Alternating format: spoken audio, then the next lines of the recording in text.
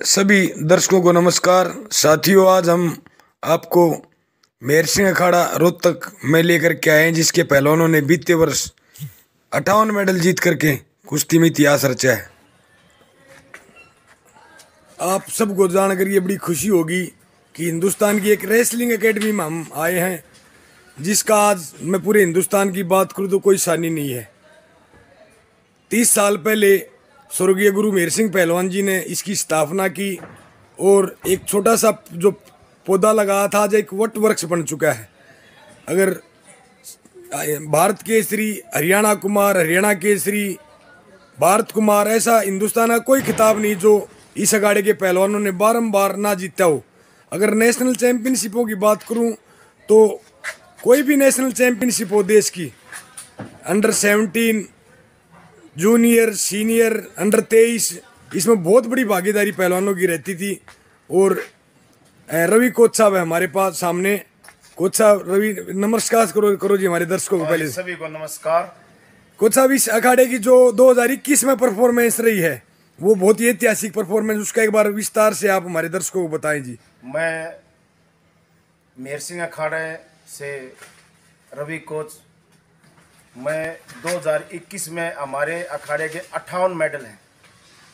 अगर 20 संस्थाएं भी अगर इकट्ठी मिला दी जाए तभी भी हमारा अखाड़ा सबसे ऊपर है। 2021 में सीनियर वर्ल्ड चैंपियनशिप हुई, उसमें हिंदुस्तान से 10 पहलवान गए।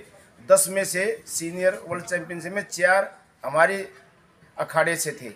और 2021 में जूनियर वर्ल्ड चैंपियनशिप हुई, उसमें से 10 में से 6 हमारे सेंटर के थे। ये सभी श्री रणवीर ढाका जी की देन है। उनके बगैर हम कुछ नहीं, वो है तो हम सब कुछ हैं। हरियाणा खेल विभाग में कोच साहब कार्यरत हैं और भाई पूरा जीवन इन्होंने अपना देश की कुश्ती को दिया है। अपने समय के बहुत अच्छे पहलवान रहे हैं रवि कोच साहब, और आज हरियाणा खेल विभाग की तरफ से एज ए कोच यहाँ अपनी सेवाएं दे रही। इतनी बेहतरीन परफॉर्मेंस हिंदुस्तान का, अगर मैं इसको एक नंबर का रेसलिंग का सेंटर कहूँ तो कोई शोक्ति नहीं होगी। अब हमारे सामने सुनील पहलवान, डबरपुर गांव में पहलवान का जिला सोनीपत में, ग्रीको रोमन का 87 किलोग्राम का, अगर मैं इस पहलवान को सुपरस्टार पहलवान को हिंदुस्तान का तो कोई शोक्ति नहीं होगी, क्योंकि पिछले 3 साल से लगातार एक तरफा इस पहलवान के पक्ष में मुकाबले जाते हैं जब कोई भी प्रतियोगिता हो।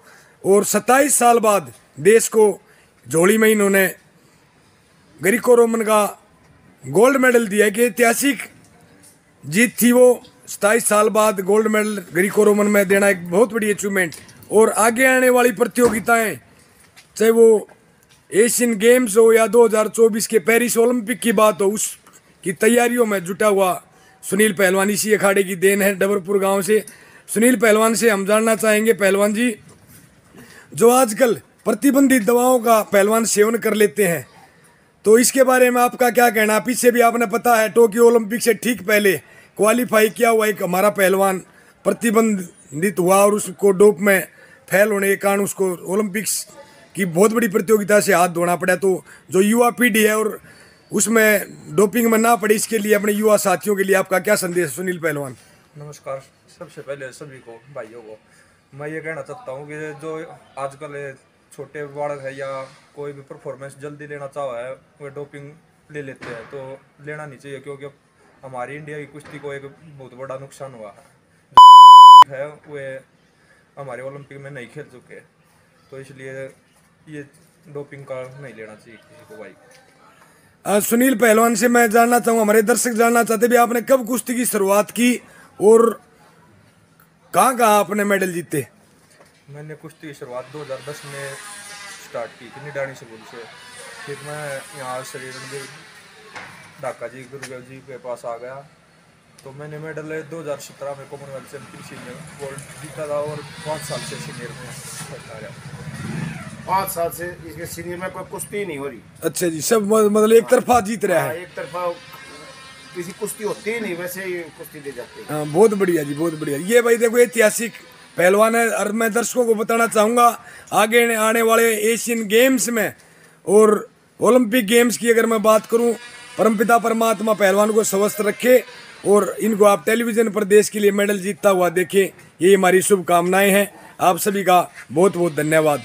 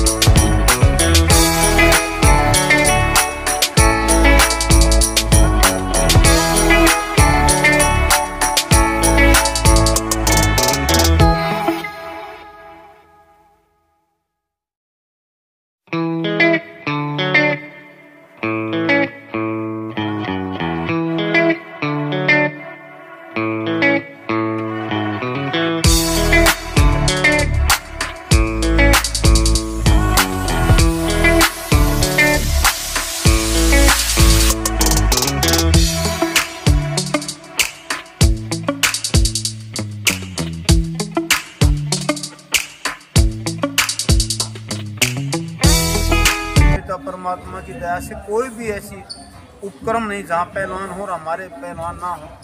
रेल में कम से कम 25-26 बच्चे होंगे, किसी भी लाइन पर चले जहाँ बच्चे मिलते हैं भाई। और सारी एक बार तो सेना की मतलब 12 लड़के सेना की टीम में थे भाई, और बड़ा अच्छी परफॉर्मेंस है।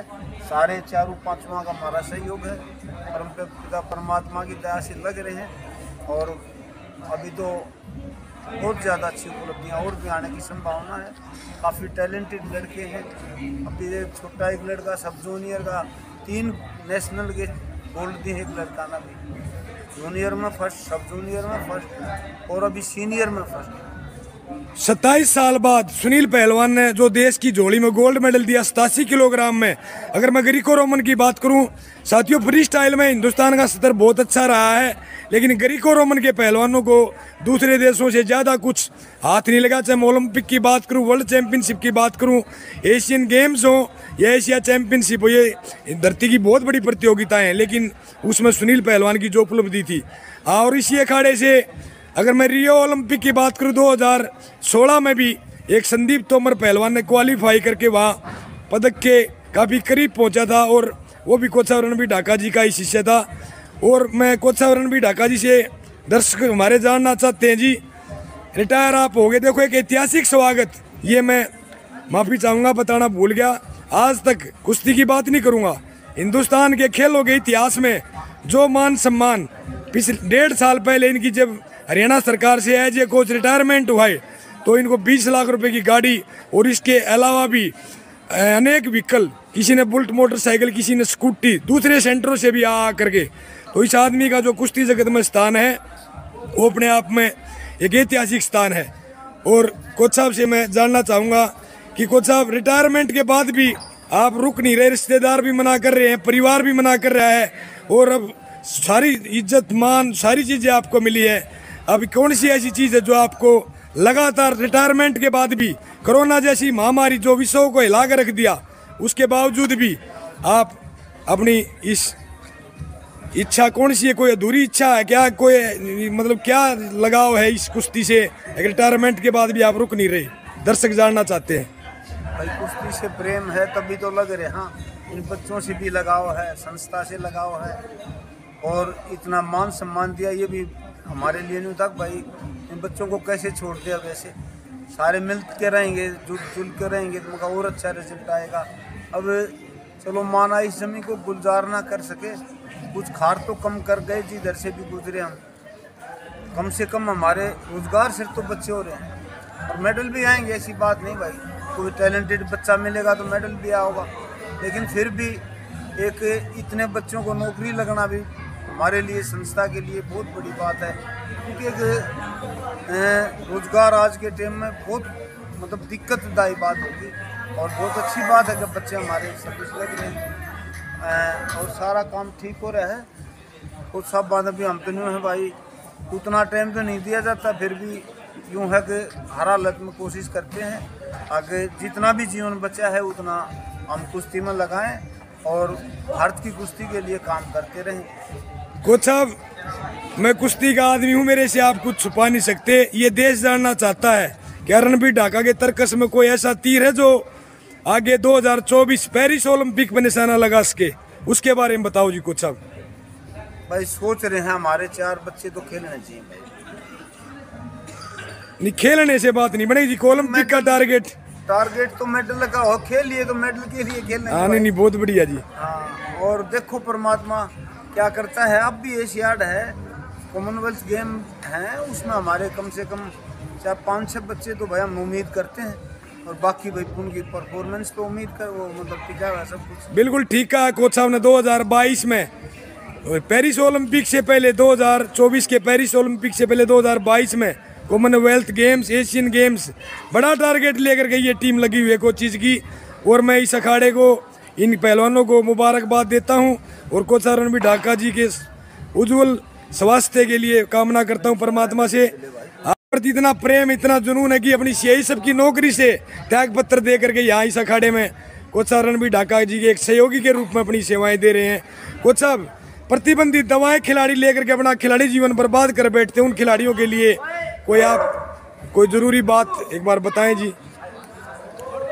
आज तक जिसने प्रतिबंधित दवाई ली है वो कोई कामयाब नहीं हुआ। अच्छे पहलवान जो ओलंपिक पहलवान हुए उन्होंने दवाई ली नहीं, और जो ये लेते हैं नहीं, ये अपना भी जीवन बर्बाद करते हैं, खेल का भी नाम बदनाम करते हैं और अपने परिवार का भी नाम बदनाम करते हैं। और रही खाड़े की बात, कोच साहब की वजह से, कोच साहब की सेवा से ये इतनी अच्छा काम चल रहा है, चलता रहे। सब कोच साहब का आशीर्वाद है यहाँ तक, और आगे भी चलता रहेगा। चलो जी, धन्यवाद आप लोगों का कोच साहब, बहुत बहुत धन्यवाद।